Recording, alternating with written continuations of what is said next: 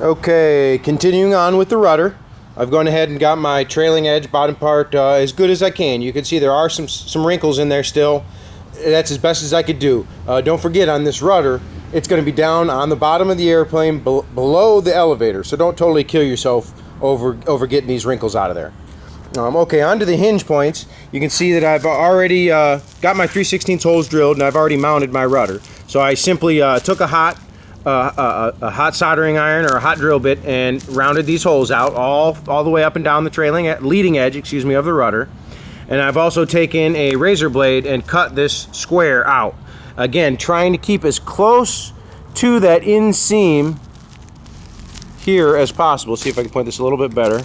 Keeping as close to this seam here as possible without cutting it. If you do cut it, it's not a big deal.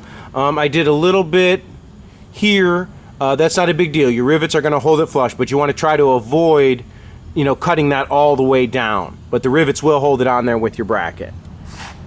And that's how we do our hinge for the rudder. And then we can go ahead and rivet that on later. Also on our rudder, we have a cutout here for the elevator. The leading edge of the elevator is going to be right through this area here. So we're going to have to cut this fabric out as well. The way I typically start, there's a little corner here.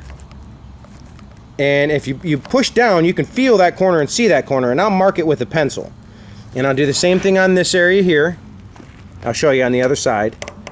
Mark this corner and come out kind of at a 45-degree angle. Same thing on the other side.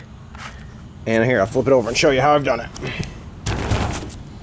Okay, again, I took the fabric, pushed it down to find my corner, marked it, and cut it a 45-degree angle, and came out about 1 inch. And then I cut myself a little tab. Now this tab will simply roll around and be riveted just like we did on the bottom. And we'll do the same thing on both sides.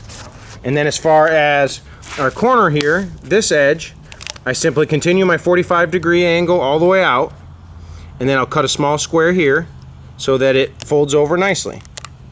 And I'll simply put a little double sticky tape in this area here as well as in this area. Pretty simple. I'll go ahead and get it set up and show you a little bit more.